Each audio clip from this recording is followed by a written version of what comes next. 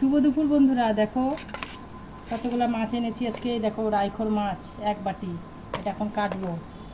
আর এই যে চিংড়ি মাছ পেয়েছি, দেখো কত দাম বলো তো, এটা 10 টাকা। আর এটা নিয়ে এসেছি 40 টাকার। তো দেখো মাছগুলো এখন কাটি, তারপরে রান্না করব যখন তোমাদেরকে দেখাবো। মাছগুলো কাটি, এই মাছ কাটতে আজকে অনেক বেলা হয়ে যাবে। তো কী করবো বলো, ছোটো ছোটো মাছ তো কেটে নিই, তারপরে তোমাদেরকে দেখাবো রান্নাটা কী করি আজকে রান্না। দেখো বন্ধুরা, মাছটা ধুয়ে এনেছি, কেটে লবণ দিয়ে দিচ্ছি, এখন হলুদ দিয়ে দিচ্ছি। মাছটা এখন ভাজবো।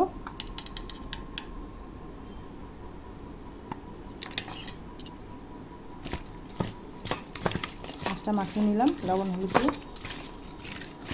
কড়াই আমি তেল দিয়ে দিয়েছি, তেলটা একটু গরম হওয়ার অপেক্ষায় থাকতে হবে, তারপরে মাছটা ভেজে নিচ্ছি।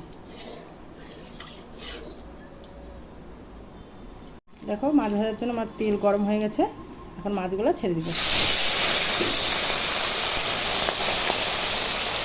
মাছগুলো আমি দুইবারে ভাজবো, একবার দিয়ে দিলাম, আর কিছুটা আছে এটা পরের বার ভাজবো।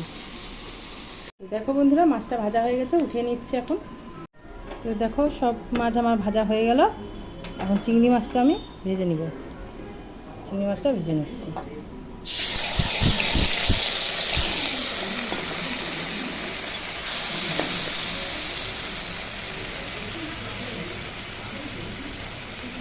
দেখো বন্ধুরা, মাছটা উঠাই নিয়েছি। চিংড়ি মাছটা দিয়ে আজকে এই ঝিঙ্গা, পটল আর আলু আর বেগুন দিয়ে পাতলা করে একটু ঝোল করব।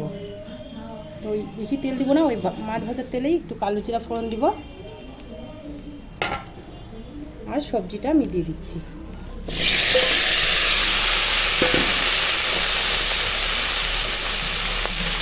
হলুদ দিয়ে দিলাম,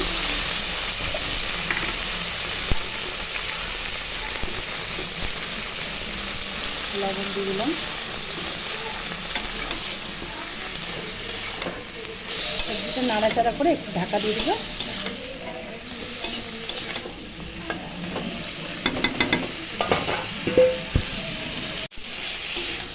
দেখো বন্ধুরা, সবজিগুলো আমার ভাজা ভাজা হয়ে গেছে। এখন এই যে কাঁচা লঙ্কা চিড়ে দিয়েছি, কিন্তু কোনো মশলা বাটা দিব না, তো ঝোল দিয়ে দিচ্ছি।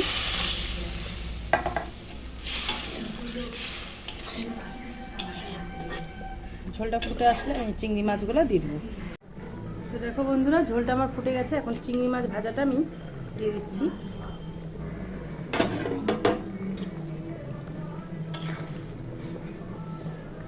আর কিছুক্ষণ ফুটিয়ে আমি নামিয়ে দেবো ঝোলটা।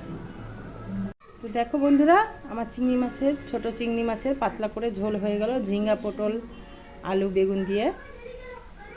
আর এই যে মাছগুলো যে আমি ভিজে রাখলাম, এই মাছগুলো পরে আমি চচ্চড়ি বানাবো, এখন আর করব না।